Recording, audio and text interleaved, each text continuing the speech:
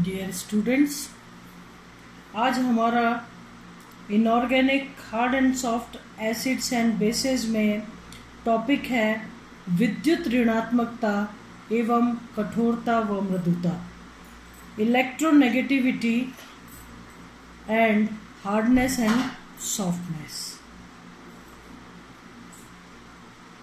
हम जानते हैं अम्ल व क्षार की कठोरता व मृदुता विद्युत ऋणात्मकता पर निर्भर करती है। जिनकी विद्युत ऋणात्मकता अधिक होती है, यानी विद्युत ऋणात्मकता अधिक होने का मतलब है इलेक्ट्रॉन अट्रैक्ट करने का पावर, जैसे लिथियम प्लस, सोडियम प्लस, ये तेजी के साथ इन आयनों के साथ अभिक्रिया करते हैं और स्थायी यौगिक बनाते हैं।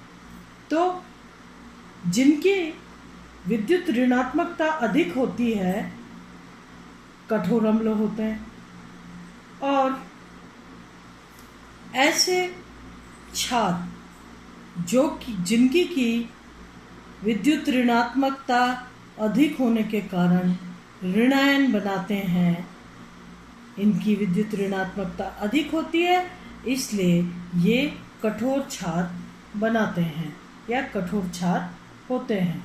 कम ऋण विद्युती कॉपर प्लस, सिल्वर प्लस और गोल्ड प्लस, कम ऋण विद्युती copper plus, silver plus, gold plus, जिनके की डी कक्षक करीब करीब कंप्लीट होते हैं, ये मृदु अम्ल कहलाते हैं। इसी प्रकार से कम ऋण विद्युती तत्व जो क्षार बनाते हैं वो मृदु क्षार कहलाते हैं। आपने पढ़ा था कि कार्बन से जुड़े 3 फ्लोराइड कठोर क्षार कार्बन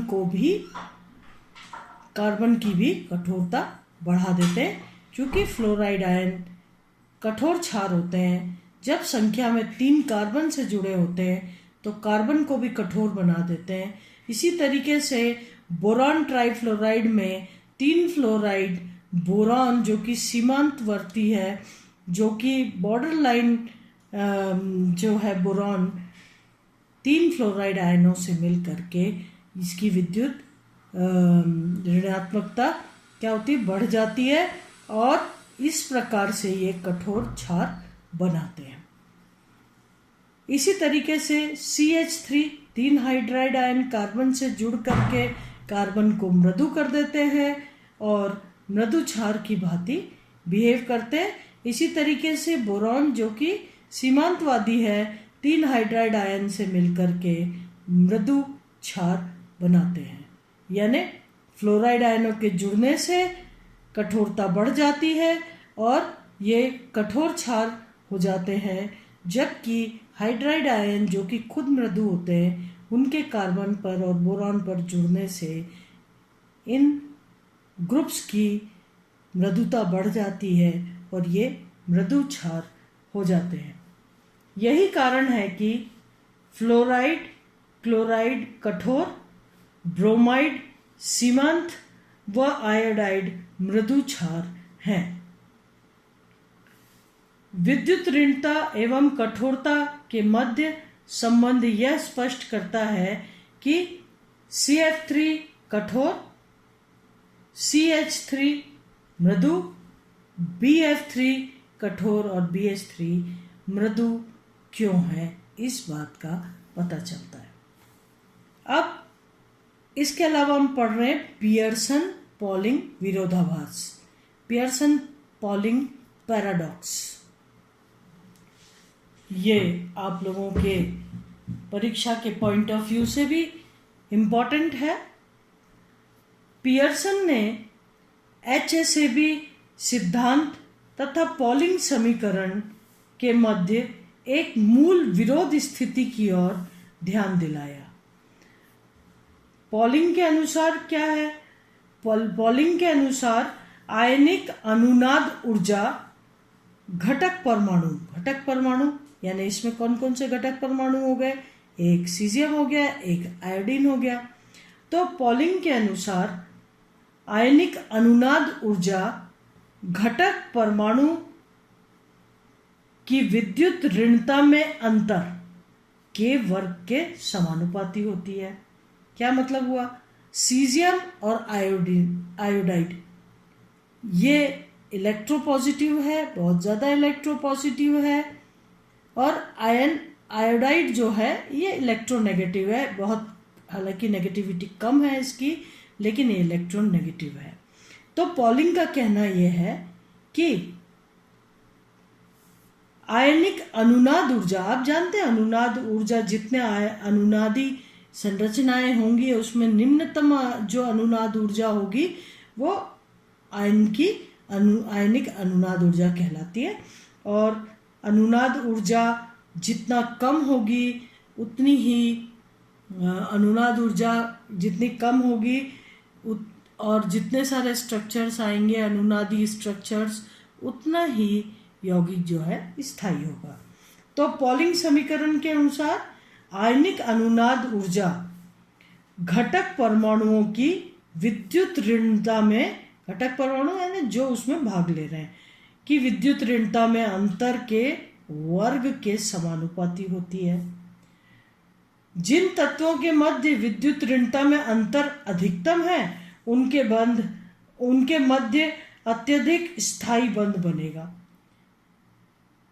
जिनके मध्य, मतलब इसकी जो ऊर्जा है विद्युत ऋणता है सीजियम की और आयोडीन की, तो सीजियम और आयोडीन के मध्य जो भी विद्युत ऋणता का अंतर है उसके वर्ग के समानुपाती होती है आयनिक अनुनाद ऊर्जा। अगर इन दोनों के विद्युत ऋणता का अंतर अधिक होगा तो आयनिक अनुनाद ऊर्जा का मान भी ज्यादा होगा और ज्यादा स्थायी यौगिक बनेगा। परंतु पियर्सन ने बताया कि बहुत सारी अभिक्रियाएं पॉलिंग समीकरण का अनुसरण नहीं करती। जैसे उदाहरण के तौर पर यहां पर अपन देखें caesium iodide plus lithium fluoride, caesium fluoride plus lithium iodide. Polling के अनुसार सीजियम आयोडाइड व लिथियम फ्लोराइड के मध्य निम्न अभिक्रिया होनी चाहिए। कौन सी निम्न? ये caesium iodide plus lithium fluoride, caesium fluoride plus lithium iodide. क्योंकि यह अभिक्रिया क्यों होनी चाहिए? क्योंकि पॉलिंग कहते हैं कि सीजियम और फ्लोराइड के मध्य विद्युत ऋणता में अंतर बहुत अधिक पाया जाता है, इसलिए सीजियम फ्लोराइड को बहुत स्थायी होना चाहिए। लेकिन सीजियम फ्लोराइड को स्थायी होना चाहिए क्योंकि आयनिक अनुनाद ऊर्जा घटक परमाणु जो दोनों भाग ले रहे हैं के मध्य विद्युत ऋणता के अंतर के वर्ग के समानुपाती होती है। इन दोनों के बीच में जो विद्युत ऋणता का अंतर होगा वो बहुत ज्यादा होगा, बजाय कि सीजियम आयोडाइड के। सीजियम विद्युत धनी है बहुत अधिक, फ्लोराइड विद्युत ऋणी है, तो इनके मध्य का अंतर अधिक होगा विद्युत ऋणता का। और अभिक्रिया को इस डायरेक्शन में यानी अग्र दिशा में चलना चाहिए, क्योंकि सीजियम फ्लोराइड एक स्थायी यौगिक है, तो अभिक्रिया की जो दिशा है वो अग्र दिशा होनी चाहिए। लेकिन क्या होता है कि ये जो अभिक्रिया है इसके विपरीत पाई गई। Caesium fluoride plus lithium iodide, caesium fluoride और लिथियम आयोडाइड हो तो सीजियम आयोडाइड बनता है, लिथियम फ्लोराइड बनता है। जबकि पॉलिंग के अनुसार सीजियम फ्लोराइड बनना चाहिए, क्योंकि यहां पर घटक परमाणुओं के मध्य विद्युत ऋणता का अंतर बहुत ज्यादा है।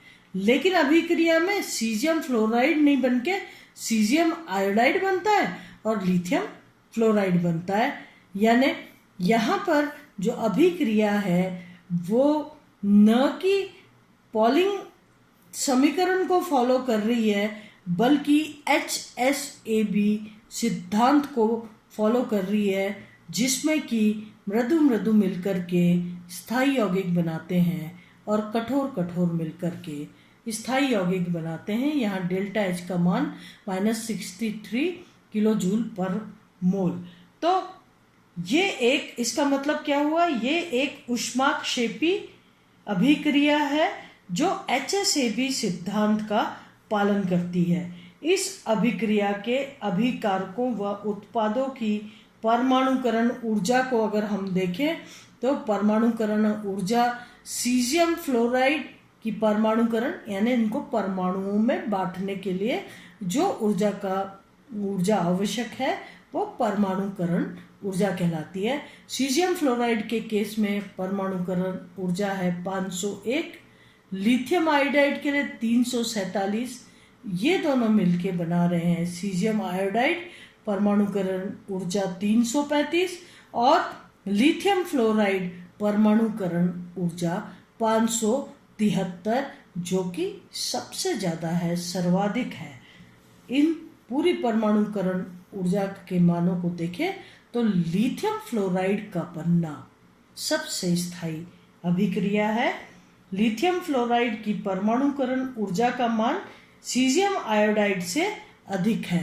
ये देखिए आप, सीजियम आयोडाइड से लिथियम फ्लोराइड का मान अधिक है, अर्थात कठोर कठोर अभिक्रिया यानी लिथियम प्लस आयन की फ्लोराइड माइनस आयन के साथ जो पारस्परिक क्रिया है वो प्रबलतम बंध बना रही है, इसीलिए यहाँ पर परमाणुकरण ऊर्जा का मान सर्वाधिक है। पारस्परिक क्रिया प्रबलतम बंध बनाती है, जबकि मृदु सीजियम और आयोडाइड बची खुची स्पीशीज का आपस में जुड़कर यौगिक बनाना है, यह दुर्बलतम है। अतः इस अभिक्रिया में प्रेरक बल या ड्राइविंग फोर्स जो है वो कठोर कठोर क्रिया है, न कि मृदु मृदु। यहाँ पर सबसे ज्यादा ऊर्जा इसमें निकल रही है, इसलिए ड्राइविंग फोर्स क्या हो गया, लिथियम फ्लोराइड का बनना ही ड्राइविंग फोर्स है इस अभिक्रिया के लिए। अतः यह कहा जा सकता है कि एक कठोर अम्ल सदैव एक कठोर क्षार को वरीयता देता है जुड़ने के लिए, परंतु मृदु अम्ल का मृदु क्षार के साथ यौगिक बनाना मात्र बची खुची स्पीशीज का आपस में जुड़ जाना, इस अभिक्रिया का ड्राइविंग फोर्स लिथियम फ्लोराइड का बनना है। और सीजियम और आयोडाइड आपस में मिलके यौगिक बना रहे हैं, इसके लिए कहा गया कि ये बची खुची जो स्पीशीज है वो आपस में मिल करके और यौगिक बना रही है। इस अभिक्रिया का प्रेरक बल 573 किलो जूल पर मोल यानी लिथियम फ्लोराइड की परमाणुकरण ऊर्जा। इसी तरीके से अगर इस वाली अभिक्रिया में देखें जहां पर HgF2 मरकरी +2, आप जानते हैं एक मृदु अम्ल है, बेरिलियम 2+ एक कठोर अम्ल है, फ्लोराइड कठोर क्षार है और आयोडाइड मृदु क्षार है। तो इस अभिक्रिया में अगर देखा जाए तो परमाणुकरण ऊर्जा का मान HgF2 के लिए 536, BeI2 के लिए 578, 578, बेरिलियम फ्लोराइड का बनना 1200। बेरिलियम फ्लोराइड बहुत स्थायी है क्योंकि इसकी परमाणुकरण ऊर्जा का मान 1264 है, और यहाँ पर अगर HgI2 को देखें तो इनकी परमाणुकरण ऊर्जा का मान काफी कम है। तो इस अभिक्रिया का ड्राइविंग फोर्स जो है वो बेरिलियम फ्लोराइड का बनना है।